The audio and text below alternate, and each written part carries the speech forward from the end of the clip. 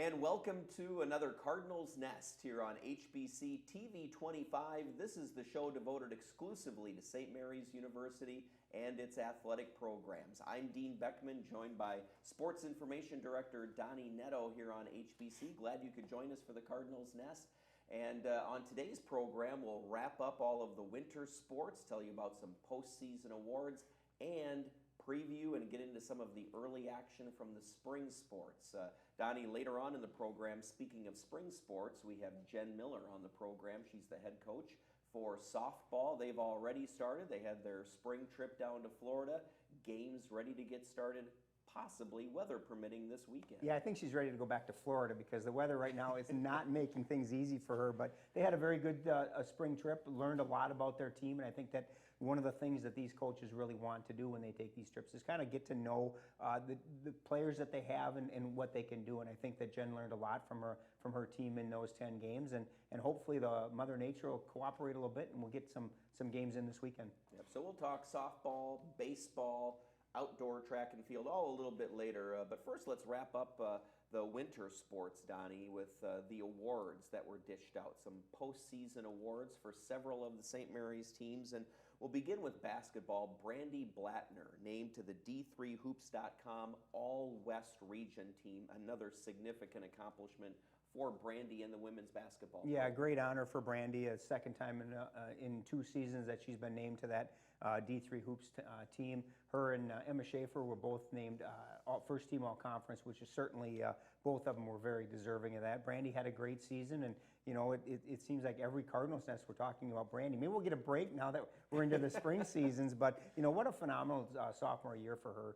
Being an All-American in volleyball this year, and now a D3 Hoops West Region first teamer was, you know, it's really good for her and good for the women's basketball program. And you know, the nice thing with that is she's just a sophomore, and 2 more years to go. I'm sure Coach Pollerai is very happy about that. And the other thing too that I was really happy to see Emma Schaefer get first team, because she's doing that at an incredibly difficult position, point guard. And so there's so many other good point guards in the conference, and Emma really had to take on an additional role this year due to some injuries and other factors that forced her into more playing time than ever. Yeah, no question. And you know, we talk about it a lot, and we mention it with Brandy playing volleyball. You know, Emma coming right from soccer to basketball. That's a really tough adjustment for her to be able to play at the level she did for the whole season the way she did. You know, it says something about her athleticism and you know, certainly deserving of that All-MAC first team honor. Going now to men's hockey postseason honors, Bob Kinney, Martin Gruss, and Kyle Mee all getting significant conference honors. Yeah, they Bob Kinney and Martin were both first team all-conference, and Kyle Mee was not only honorable mention all-conference, but also named to the MIAC all-rookie team, which is a great honor for him. I think, you know, I really think he was probably good enough to be an all-conference player, but as a freshman, certainly, you know, he's got his time coming up yet, and certainly going to be nice for Coach Moore to have Kyle and a lot of the other defensemen that he's got back, because he doesn't graduate a lot defensively. So, you know, the future's looking bright. I know the team was a little disappointed with the way the season lost, losing in overtime to Augsburg in the MIC semifinals. I guess the silver lining, if you want to say so, is Augsburg did go on and win the MIC postseason title and advance to the NCAA quarterfinals. So, you know, if you have to lose, I guess it's better to lose to the team that wins it all. So, yeah. A good season for the team. Certainly very deserving awards for Bob and for Martin and Kyle as well. So a good way for the hockey season to draw to a close. And another thing with men's hockey, another item to talk about, not really a postseason award of any kind, but really more of an update, and that is 2014 St. Mary's graduate men's hockey player Andrew Ketterer is now working for Team USA Hockey. There was a great story on the St. Mary's website about Andrew and what he's doing now in a social media role with Team USA Hockey. He was a business major and a public relations minor, so Donnie, just a perfect dream job for him. No, actually a dream job for me. That's a position that certainly I think there are a lot of people that would love to have. It's great for Andrew. It really fits right into his wheelhouse in terms of what he's really good at. If anybody follows him on Twitter, He's very, very good on Twitter. He's a great writer, and I think that USA Hockey really did a good job by hiring him. He's going to be a very big benefit for them, and really, like you said, what a great way to graduate from St. Mary's. You play 4 years of hockey here and land yourself a job like that with USA Hockey. It really doesn't get much better than that for him. Yeah, no question about it. Some postseason awards for women's hockey as well. An honorable mention all-conference award for Jamie Henderson, and MIAC All-Rookie Team for Natalie Ryan, two very deserving honorees from women's hockey. No question, and we've talked about both of them so much on the show here. Jamie had another great year as a junior this year, and glad she's coming back next year. She's just been the team leader for the last couple of years, and I think that Coach Manor is going to be very happy to have her back. Natalie Ryan, what a great honor for a freshman, and you think about all the freshmen that play women's hockey in the MIAC, and only 5 of them make the team. So it's it certainly is a great honor, and it just shows the impact that she had in this first year as a Cardinal. Yeah, no question that both Jamie and Natalie stood out on this year's team. So having them back as leaders and continued participants next year bodes well for that team. One more postseason honor to mention for a couple of athletes, Jovan Newsom and Becca Dupe from indoor track and field, getting named to this will take a while, USTF CCCA All-Region Team. And Donnie will now explain what that means. I'm not going to tell you what the letters stand for, that's for sure. But, it's a great honor. It really means that one of your times this season has been among the top in the region, and Jovan certainly deserved that, and Becca as well. And, you've got to give Becca congratulations being the MIAC Indoor Long Jump champion. It was great to see her get that honor. And I know Coach Anderson is really kind of chomping at the bit to get the outdoor season going. You finish that indoor season, and it just seems like the break might be just a little bit too long for him. He wants to get going and get these athletes outside so that they can continue some of the great success that they had in the indoor season this year. Absolutely. So that wraps up all of the winter sports postseason awards, Donnie. Now let's take a look at some of the spring sports. Later on in the program, we'll have Jen Miller in, head coach of the softball team, and she'll tell us about the start to their season.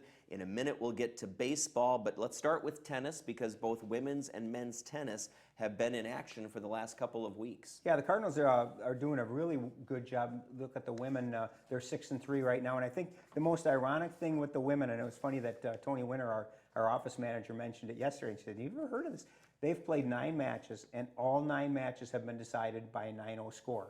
6 of them were wins, and 3 of them were losses. And I've been doing this job for 23 years, and I've never seen a season that's gone like that, where it's been basically all or nothing. You win all 9, and in the 6 wins, they've only dropped 1 set.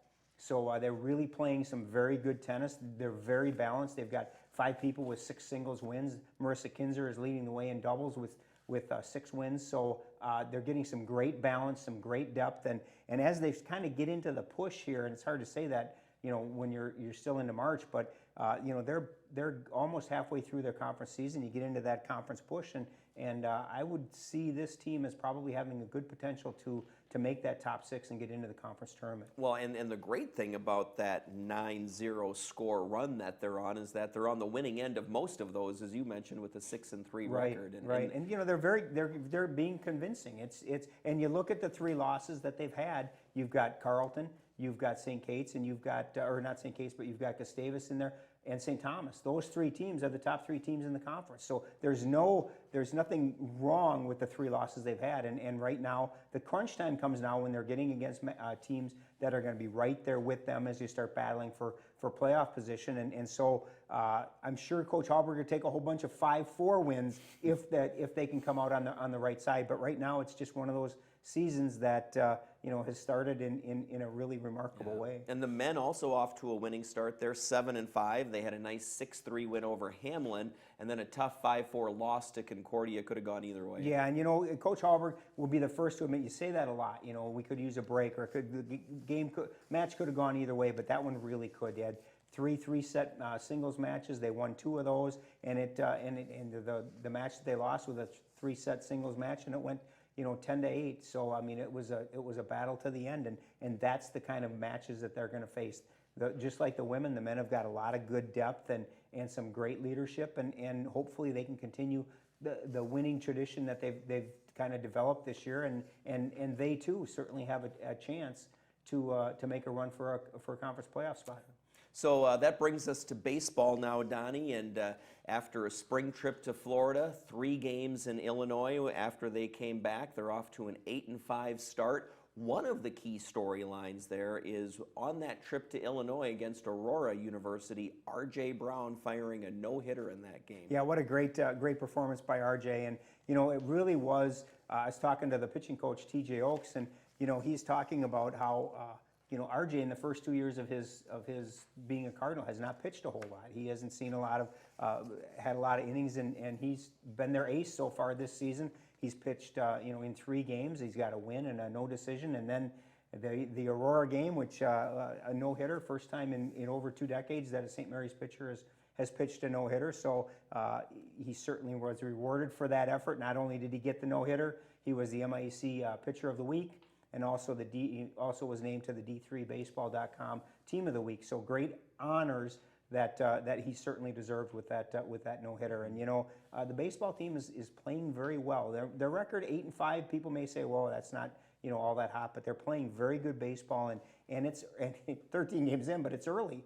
And hopefully they can just continue to roll. Big game against Viterbo, and then they head up to St. Scholastica this weekend. So hopefully Mother Nature can help us out a little bit, because right now the weather is not necessarily cooperating with spring baseball, but certainly some very, very good things going on with the baseball team. Yeah, and we have documented him very well on this program over the last couple of years. But Ben Berkeley, off to another unbelievable start, hitting .574 during the early stretch. Yeah, here. It's just crazy. What that guy can do with a baseball bat is absolutely unbelievable. And this is the thing that just amazes me is this is his senior season, so they completed their spring trip. So he's played 41 spring trip games, 10, 10, 11, and 10. And he's had a hit in 40 of them. And if you think about that, any coach will tell you that pitchers are always ahead of hitters when it comes to early season games. And yet Ben is, he's had a hit in all but 1 spring trip game. He had a hit in all 10 games this year, took that hitting streak to 12 and then, or to 11, and then was held without a hit against Wheaton, got a hit again against Calvin, and has reached base. He earned a walk against Wheaton, so he's reached base in every game this season already through 13 games. So he's a remarkable baseball player, and I'm really happy to see his senior year start the way it has. Yeah, somebody needs to tell Ben that as a baseball hitter, you're supposed to fail most of the time, but so far that hasn't happened. Real quick, Donnie, we got to run on this segment, but congratulations to baseball head coach Nick Winicky, named the Distinguished LaSallian Educator of the Year for all of the work that he does with his players and other students at the university. Really happy to see Nick get that award. Yeah, it was a great award, and Nick is so deserving. I think the thing that really sticks out in that is that Nick, yeah, he's a baseball coach, but he really is an educator. Mm-hmm. And the things that he teaches these young men about life is really impressive. And I've been on spring trips with Nick when he's had very young teams. I've been to the baseball playoffs with him, and how he handles his team and how much his team respects him and what he's doing. It's certainly a deserving award, and I couldn't think of anybody that would deserve it. I wanted to get that in today before he's on our program, because he'll downplay it, Absolutely. right? He's very humble, but a very deserving and significant award for Nick. All right, when we come back here on the Cardinals Nest, we'll have Jen Miller, the head softball coach, on the program here on HBC.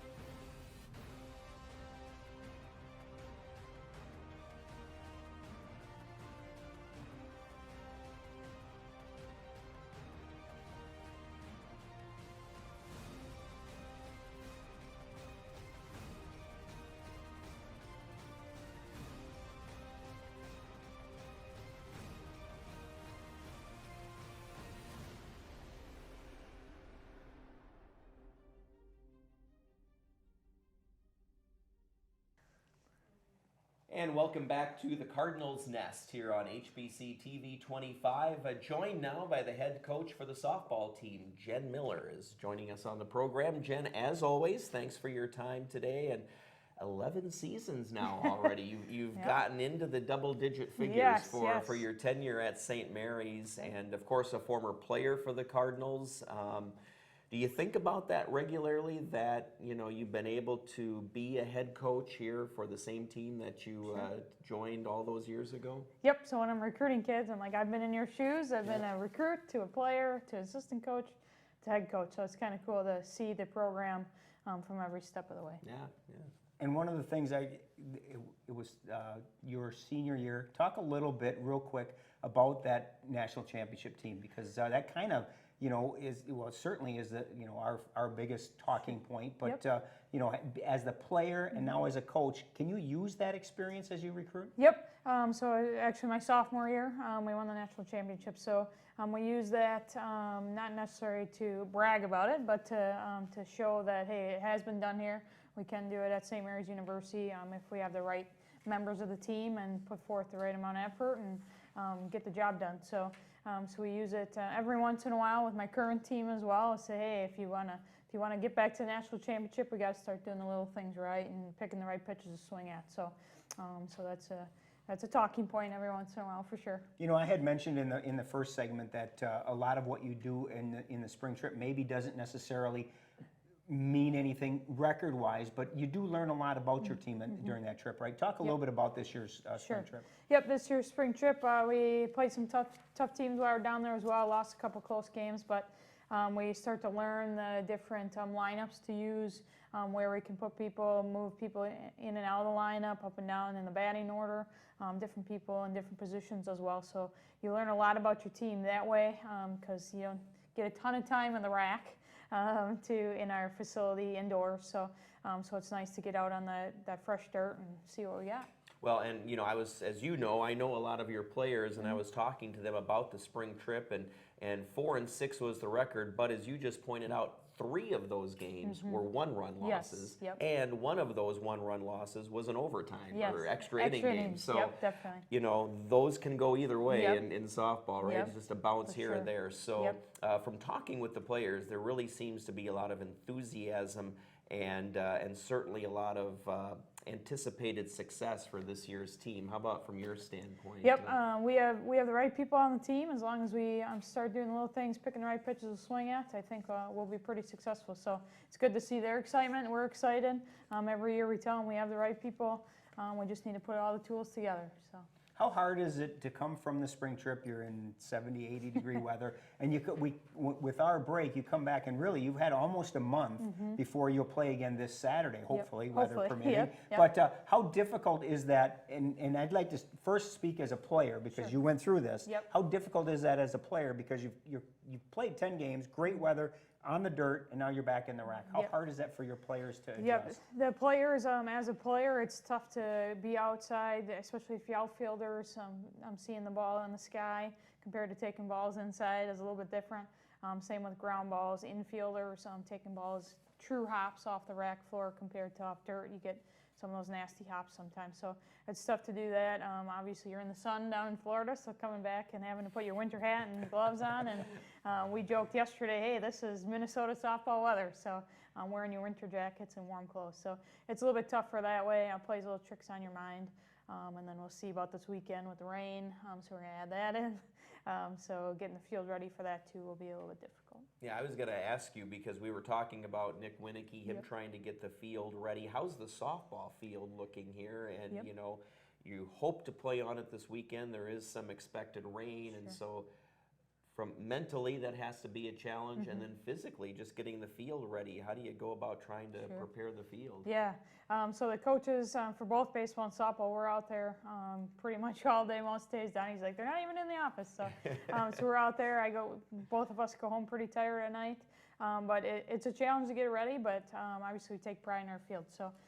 But our softball field was looking pretty good. We had a little bit of frost in front of our third base dugout. Nick's dealing with a little bit now for his game today, but hopefully we'll have the fields ready, and the little grass shoots were coming out in the outfield. So brown grass right now, but hopefully green in a couple days. So. Well, let's talk a little bit more, Jen, about this year's team, because obviously you lose Mariah Harper and others from a season ago, so big losses there, but a couple of the players stepping up so far, at least offensively. Sure. Brittany Burkhauser, Yep. Callie Aldrich off to really good starts. Brittany's batting over 400, 412, Callie at 333. Yep. So we lost a big bat with Mariah, so that hurt us a little bit, but we brought in some good first-year players. Britt's hitting the ball pretty well. She kind of came into her hitting a little bit later in the spring trip. Same with Callie. So as long as they're knowing what they're supposed to be hitting, we should be good. So we got to play some defense. We got some good pitchers on the mound, and just play defense behind them, and that should help us out as well. Talk a little bit about the pitchers. As a former catcher, you have probably even more. But obviously with Ashley, you've got your ace, and she has been for 4 years. But she won't have to do it alone this year, which has got to be, I would think, for her a nice thing in that she doesn't have to log as many innings maybe as she has in the past. Sure. Yep. So we have Ashley Betzold, Abby Killian, Amber. And then we have Callie pitching a little bit, so it's Amber Trendle, sorry. And then Callie Aldrich pitches a little bit for us too. But so hopefully they can do pitching by committee, what we call it. So hopefully they can pick up each other's innings every once in a while and give Ashley a little bit of a break. Talk a little bit, because you coached them both. Ashley is the second Betzold to come through St. Mary's, second all-conference Betzold to come through with her older sister Mallory. Is there similarities between the two of them in terms of pitching? Sure. Obviously, they both throw hard, so it's probably the biggest similarity. Mal was a good pitcher for us as well. So both have the right mindset. Both want to be on the mound. Both want to get the job done. So they've been two good pitchers for us coming through that family. So I wish there was some more, but. Another senior this year that you'll be losing at the end of the year, who is definitely contributing a lot offensively this year, and I sort of see as kind of a glue to the team, and that's Kathy Opsahl. She's such a terrific personality, clearly a good leader. Talk about Kathy a little bit. Yep. Kathy has high energy. She keeps us laughing every day. So, so she's a good member of the team. We actually picked her up a little bit later, her freshman year. She came over from Winona State. So, so she keeps us laughing, keeps us going. When she's hitting well. If she's picking the good pitches to swing at, she should put the ball in play and move some runners on. Hopefully our other runners are on base for her. She's in the 4-hole, so hopefully she can keep it going. So one other quick question, and that is from last year to this year, has there been a specific focus or something that you told the team, hey, we need to improve on this to kind of take it to the next level? Yep. It's funny that you bring it up. The last couple of days we've been working on quality at bat. So not just picking the first pitch that looks good to swing at. We're really working on, okay, where our hitters on the bases, what pitches should we be swinging on in different situations, stuff like that. So quality at bats has been a big push for us the last couple of days. That's kind of unlike me in slow pitch softball. Man, I'm swinging at everything. Yep. It doesn't matter where it's at. We've talked a lot about the returners, and you did mention that you've got some really good first-year kids in, and I don't want you to get stuck leaving somebody out, but the group of first-year players, I know it's important every year, but this year seems like you've got people in some very pivotal places that are really doing a very nice job. Yep, definitely. So this year, so far, in our 10 games that we've played, we've had a first-year player in the outfield. First-year player has played some innings at third base. We have a transfer at second base. So they've been logging some good innings for us that way. So. And how important is it for them, those spring trip games? Again, as a former player, it is a big adjustment going from high school to college. How important are those games for them to kind of get the college feel of fast pitch? Sure, yep. So they start seeing a little bit more of what the pitchers are like in college, start to mold with our team a little bit that way as well. So coming from different cities all around, obviously not playing with the same kids growing up their whole life. So that helps them out as well on that spring trip. So, all right. Well, Jen, we're about out of time with this segment. So thanks for being on the problem. program, and good luck here the rest of the year. Thank you very much. All right. Stay tuned. Donnie and I will be right back to tell you about the week ahead in St. Mary's sports here on HBC.